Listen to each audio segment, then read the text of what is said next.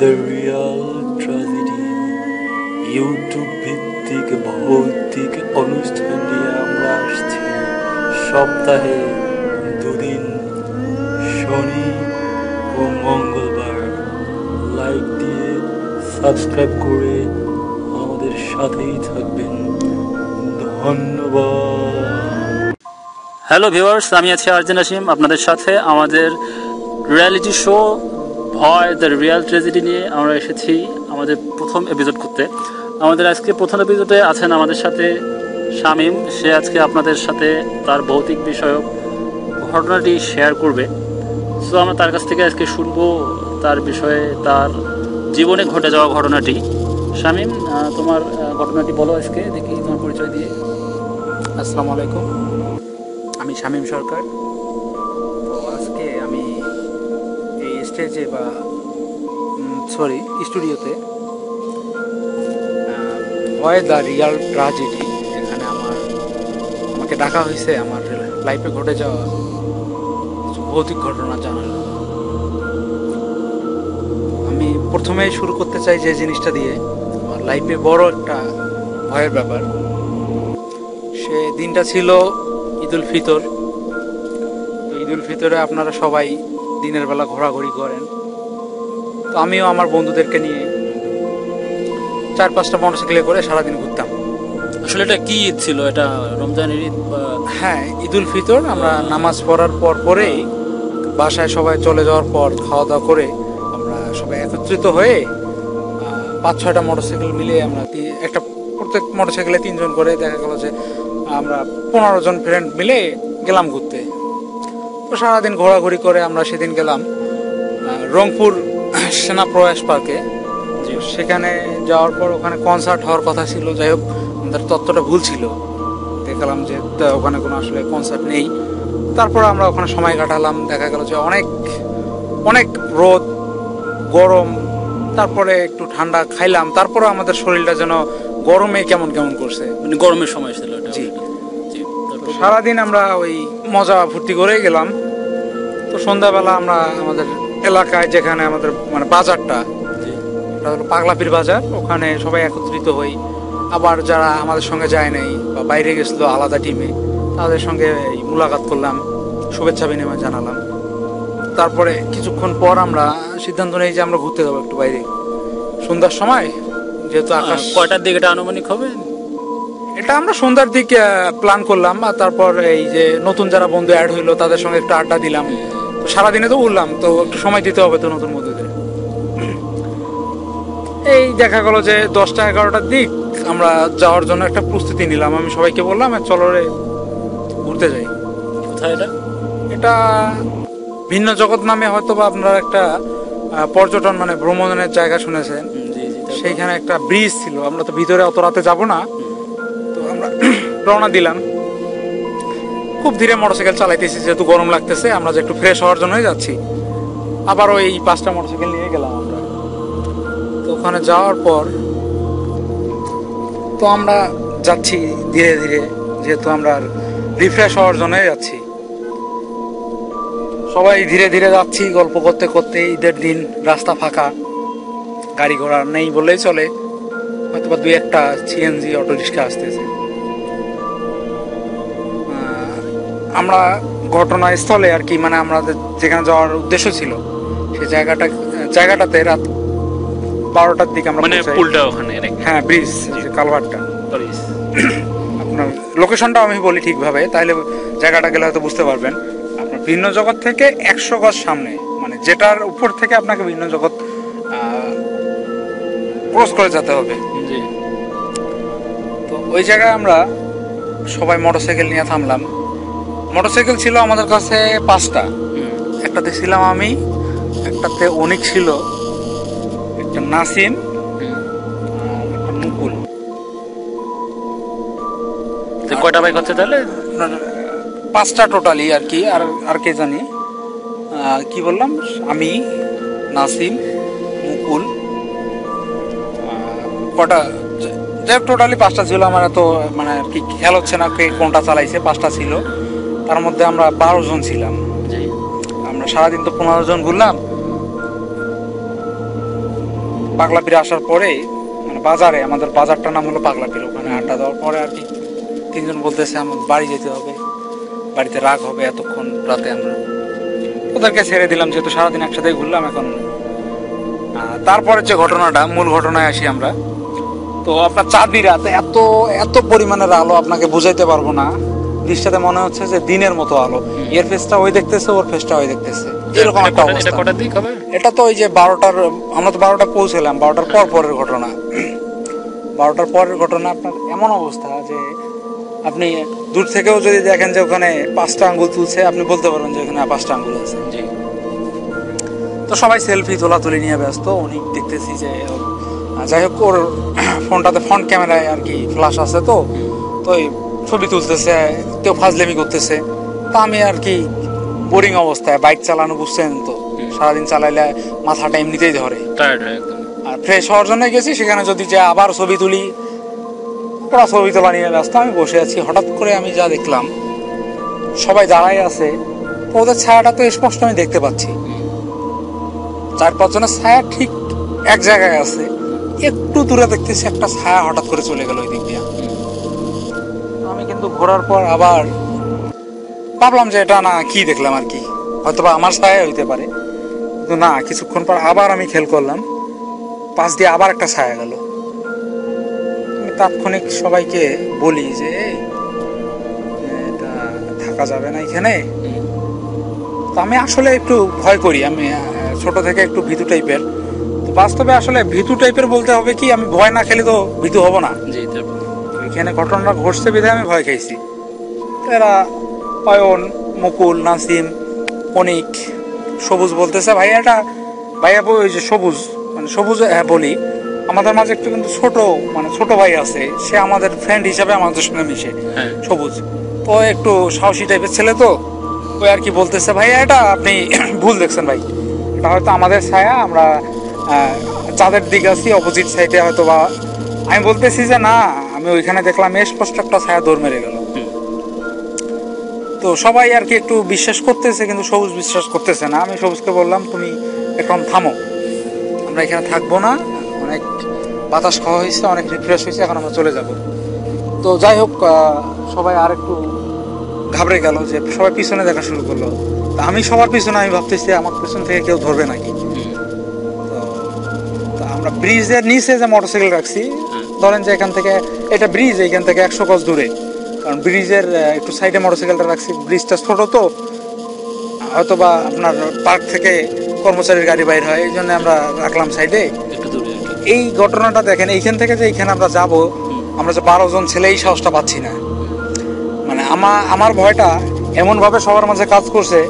তো হঠাৎ করে একজন বলতেছে, শামীম তোকে এটা আমি ভয় দেখাইছি, মানে ভয় পাইছে কিন্তু কেউ প্রকাশ করতেছে। হ্যাঁ, এখন আমাকে বা আমার ভয়টা ভাঙানোর জন্য আমাকে বলছে অয়ন এই কথাটা। অয়ন বলতেছে আমি এটা তো ভয় দেখানোর জন্য এই কাজ করছি। তো আমি বলতেছি যে এতক্ষণ এত ঘটনা ঘটলো, তুই তো বললি না যে এটা আসলে ভয় দেখানো হয়েছে তোকে। এটা না, এটা মিথ্যা কথা, এখানে থাকা যাবে না, এত রাত হয়েছে, এটা অপরিচিত জায়গা। যেহেতু দেখেন একটা পার্ক একটা ফাঁকা জায়গা, সেখানে ভূত পেত থাকতেই পারে। আর এটা ছিল আপনার বাজারের 3 থেকে 4 কিলোমিটার বাইরে, যেখানে আপনার চোখ খুলে দেখবেন যে শুধু ফাঁকা ফাঁকা, এখানে কোনো আপনার গাছপালা বাড়িঘর নেই। আপনি সেখানে কিভাবে এত রাতে থাকতে পারেন? তো পার্কের পাশে যেহেতু কিছু থাকতেই পারে, এটা অস্বাভাবিক কিছু না। তারপর সবাই সিদ্ধান্ত নিলে চলে যাব। তো আমরা যে ব্রিজটা থেকে নামবো, সে সাহসটা কারো মনে জাগতেছে না, ভয়। হ্যাঁ, প্লাস সর্বোচ্চ ভয়ে ছিলাম আমি। তো আমাকে সবাই কি করলো, আমাকে মাঝে নিল। মাঝে নিয়ে একেবারে মনে করেন যে অন্যরকম অবস্থা, সবাই এটা ভয়ে, এর হাত ওই ধরছে, ওর হাত ওই ধরছে। আমাকে আবার তারপরেও ভয় লাগতেছে আমার পেছন দিক দিয়ে আমাকে টানিয়ে নিয়ে যায় নাকি। পরে আবার কি করলো, আমার ফ্রেন্ডের মধ্যে একজন ছিল আমার খালাতো ভাই মুকুল আর ওসমান, ওরা 2 জন পিছনে গেল। পিছনে যায় আমার পিছন দিক দিয়ে জড়াই ধরিয়া, মানে পিছনে গার্ড হিসাবে, শিল্ড হিসাবে আমাকে ঢাকিয়ে নিল। তো আমরা মোটরসাইকেলের কাছে গেলাম। যাইতে আপনার বিশ্বাস করবেন না, এই যে সামান্য 100 গজ জায়গা যাইতে মনে হয়েছে যে 1000 মাইল আমরা গেলাম। আর আপনারা হাসবেন হয়তো যে 12 জন ছেলে, এটা কি মানে কিভাবে সম্ভব? একটা ছেলের কথায় ভয় খাবে। আসলে জানি না সেই দিনটা কি হয়েছিল। এত ভয় কাজ করছে আমাদের মাঝে। তো তারপর আমরা মোটরসাইকেল নিয়ে ধীরে ধীরে, আমি আর চালাইতে তো পারলাম না, আমার বাইকটা আরেকজনকে চালাইতে দিলাম, আমি মাঝে ছিলাম, আমার পেছনে আরেকটাকে দিলাম, রাস্তা দিয়ে যাচ্ছি। তারপরেও দেখতেছি যে মানে আমার ভয়টা এমন ভাবে আমাকে ধরছে, দেখতেছি একটা ছায়া যাচ্ছে। এইভাবে আমরা পাগলাপীর বাজারে চলে আসলাম। আমার পুরো রাস্তায় আমার মানে এমন অবস্থায় আসতে হয়েছে, পরে আমাকে বাড়িতে রাখিয়ে আসতে। আর পরে আমি সবাইকে বলছি যে একাই কাউকে ছাড়ার দরকার নেই, যাদের বাড়ি পাগলাপীরে তারাই শুধু সবাইকে ড্রপ দিয়ে আসো। এই ঘটনার পর আর কোনোদিন কি ঘটেছিল এই ঘটনাটা? শুধুমাত্র এই ঘটনা আমার লাইফে না, আমার লাইফে অনেক অনেক ঘটনা আছে, আপনারা বিশ্বাস করতে পারবেন না যে এগুলা মানুষের সাথে ঘটে। আমার পাগলাপীর বাজার থেকে আমার বাসা 1/2 কিলো দূরে। তো আমার আর কি অভ্যাস যেটা রিস্কায় যাতায়াত করা, আমি সাধারণত হেঁটে যাতায়াত কমে করি। আমার বাড়ির সামনটাতে একটা বাঁশ বাগান আছে, পাশে কবরস্থান আছে, তার পাশে পুকুর আছে, রাস্তার সঙ্গে অ্যাডজাস্ট। তো একদিনের ঘটনা এইটা আগে বলি, যে আমি সন্ধ্যার সময় রাস্তায়, মানে আমাদের বাড়ির রাস্তায় ওখানে এক দোকান ছিল, দোকান থেকে আমি আসতেছি। আসার সময় পুকুরের সামনে একটা দেওয়াল ছিল, দেওয়ালটার আমার পাটা মানে হচ্ছে দেওয়ালের ওপারে পড়ার সঙ্গে ওই দিক দিয়ে একটা দমকা হাওয়া গেল। মানে এত স্পিড ছিল, মনে হচ্ছে যে আমি যদি আরেকটু আগায় যেতাম আমাকে সহ বাতাসটা নিয়ে যাইত। আচমকা একটা আর কি সেই দিনের এই ঘটনাটা। তারপর পরের ঘটনা হচ্ছে আমার চ্যাটাতো ভাই বলতে মানে আমার আব্বার বড় ভাই, তার ছেলে শরীফুল, ওর নাম হলো শরীফুল। ওই ঠিক একই অবস্থা। আমি দোকান থেকে আসলাম, মানে রাস্তা থেকে বাড়ি আসতেছি কি, আর আমি তো বাড়ি চলে গেলাম ভয় খেয়ে। আর ব্যাক হওয়ার মানে ওই রাস্তা যাবে, এখন রাস্তা যাওয়ার সময় দেখতেছে যে পুকুর থেকে দুইজন উঠলো, একটা মহিলা আর একটা বাচ্চা। তো সেও আমার মতো ভয় খায়, কিন্তু আমি ভয়ে দৌড়ে নেই, ওই ভয়ে দৌড় মারছে চিল্লাইতে। তো আমি আসলে বুঝতে পারলাম মানে ওখানে আর আশেপাশে কেউ ছিল না? না, আশেপাশে তো ওখানে নাই। তারপর পুকুর থেকে একটু দূরে আমাদের বাড়িটা। তো আমি তো চিল্লাই নেই, ওই চিল্লাই রাস্তার দিক দৌড় মারছে। পরে সবাই বাইরে দেখাচ্ছে কেউ নাই। পরে আসলে তারপরের দিন ঘটনাটা জানা যায়। আর ওই জায়গাটা আসলে হচ্ছে কবরস্থান, বাঁশবাগান আর পুকুর, এইখানে কেন্দ্র করে আর একটা ঘটনা আছে। আমি সেদিন রাত বাজে 12টা, আমি রিস্কায় যাতায়াত করি, সেটা তো আগেই বলছি। সেই দিন রাতে রিস্কা পাই নাই, ভ্যান আমাকে তো একাই নিয়ে আসবে না। ওখানে দেখা যাচ্ছে যে 8-10 জন যাত্রী, 6-7 জন যাত্রী আছে, সেখানে আমিও চড়ছি। তো ওনাদের তো রাস্তা আলাদা, আমার রাস্তায় নামতে হলে রাস্তা থেকে আপনার হাতের বামে নামতে হবে। তো আমি কি করলাম, একাই হাঁটতেছি। হঠাৎ করে আমি দেখতেছি যে বাঁশবাগান থেকে ঝিমঝিম একটা শব্দ, মানে মনে হচ্ছে যে আশপাশের যে বাড়িগুলোতে, টিনের যে বাড়িগুলোতে, ওগুলাতে ইট ফেলাইতেছে শব্দ হচ্ছে। আর আমি সাথে সাথে এত ভয় খেয়ে যাই যে আমার বাম সাইডের বাম পা থেকে, মানে আমার মাঝ বরাবর, আপনার যেটাকে বলে দ্বিখণ্ড, আমার নাক থেকে এই সাইড, মানে দুইটা সাইড আলাদা করা যায় না, যে মাছ দিয়ে ফাটাইলে যেরকম হবে, এক সাইডটা আমার মানে একেবারে অবাস হয়ে গেছিল, ফ্রিজ হয়ে গেছিল। তারপর তো আমি ভয়ে মানে চিল্লাইছি। আমাদের ওই জায়গা থেকে আমাদের বাড়ি কিন্তু একটু পাশেই। তো চিল্লার সাথে সাথে আমার মা বাবা বাড়ি থেকে বের হয়ে আসে। তারপর আমাকে ওই রাতের ঘটনা, যেহেতু গ্রামে আমি থাকি, আর ওইখানে একটু ভূত প্রেত বিশ্বাস সবাই করে, আমাকে রাতে গোসল করানো হইলো। গোসল করলে নাকি জ্বরটার হবে না, মানে বদ নজরটা আমার উপর থেকে চলে যাবে। তারপর ঝাড়ফুঁক করা হইলো আমাকে। এই দিনের ঘটনা এটাই ছিল। রাতে আমি ঘুমাইলাম, তো আর রাতে কিছু দেখতে পাইনি। এরকম আরো অনেক ঘটনা আছে। তো আর একটা ঘটনা যেটা না বললেই নয়, এটা বলেই আমি শেষ করব, যেহেতু এখানে স্টুডিওতে সারা রাত আমার গল্প শোনার জন্য আসি নাই। এই ঘটনাটা ছিল কি নিয়ে আসলে? ঘটনাটা এই, আমি বাজার থেকে সেদিন সন্ধ্যাবেলা বলতে রাত 8টা বাজে, রাত বলা যায় 8টা বাজে। শীতকাল হবে এটা? এটা শীতকাল, হ্যাঁ শীতকালে হবে। তো আমি ভ্যানে করে যাচ্ছি। তো আমার বড়বার একটা গেট আছে। একাই না সাথে কেউ ছিল? ভ্যান ছিল, তো ভ্যানে তো লোক ছিল। আলাদা লোক ছিল। তো আমাদের একটা গেট আছে আমাদের এলাকার মধ্যে, ওনার বাড়িটা বিশাল বড়, তো ওনার একটা গেট আছে, মনে হয় দেখলে রাজকীয়, এটা রাজার বাড়ি এরকম আর কি মনে হয়। গেটের সামনে লাইট দেওয়া আছে। তো আমি দূর থেকে দেখতেছি একটা ছাগল ওনার গেটের সামনে শুয়ে আছে রাস্তায়। তো ছাগল শুয়ে আছে, সামন দিয়ে একটা মোটরসাইকেল আমাদের ভ্যানের সামন দিয়ে ওভারটেক করে ক্রস করে গেল। ক্রস করে গেল, দেখলাম যে ছাগলটার উপর দিয়ে গেল, লোকটা তো পড়লো না। পরে দেখতেছি ছাগলটা নাই, ছাগলটার কিছু হয়নি, ওখানে ছাগলটাই নাই, ওখানে লোকটা পড়লো না, প্লাস ছাগলও নাই, মানে শব্দও করেনি কোনো কিছু না, ওখানে কোনো কিছুই হয় নাই। তো আমি ওই ব্যাপারটাতে খুবই ভয় পাইছি, যেটা আমি কি দেখলাম। তো আমি যাই হোক, ভ্যানের যাত্রীগুলো তো আমার কেউ না, তাদেরকে শেয়ার করব।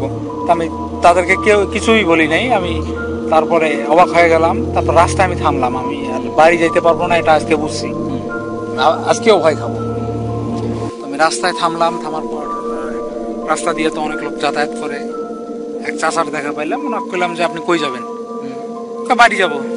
একসঙ্গে যাই। তারপর আমি একসঙ্গে গেলাম। তারপরে বাড়িতে আমি ঘটনাটা বললাম। আসলে আমাকে বলা হলো যে আমি নাকি তুলার আসি।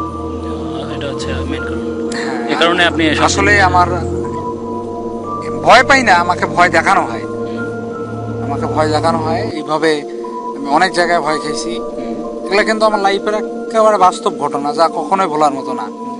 কিন্তু আরেকটা না বললে না, আমার বন্ধুরা এগুলো বিশ্বাস করে না। ওরা বলে তুই সারাদিন অনেক টেনশনে থাকিস, এগুলা চিন্তা ভাবনা করিস। হ্যাঁ, ওই যে অয়ন নামে একটা কথা বললাম না, অয়ন। তো ওই যে অয়ন, আমি ওর কাছ থেকে একটা ফোন নিয়েছিলাম, এটা স্বপ্নে দেখছি আমি। এটা কিভাবে সম্ভব হয়?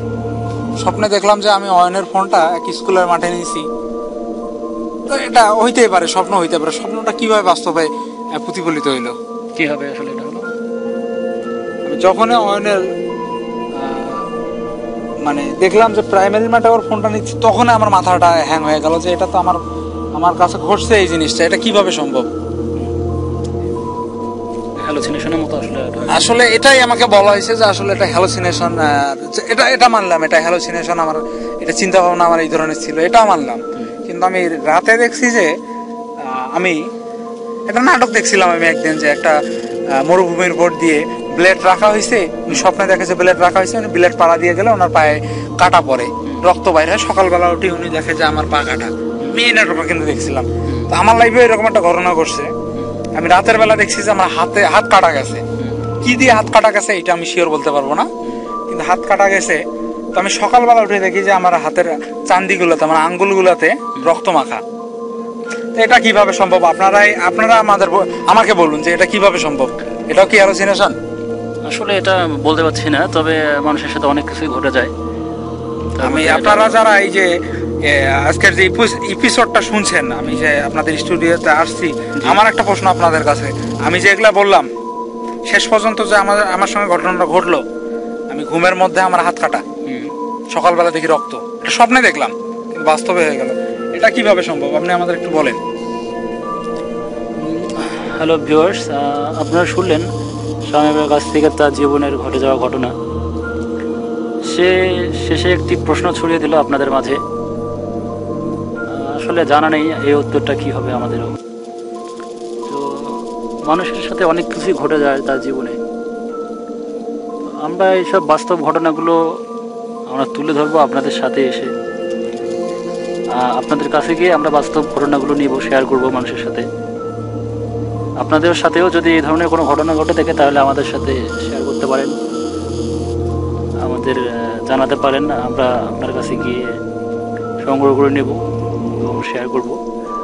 আর অবশ্যই আমাদের চ্যানেলটি সাবস্ক্রাইব করবেন।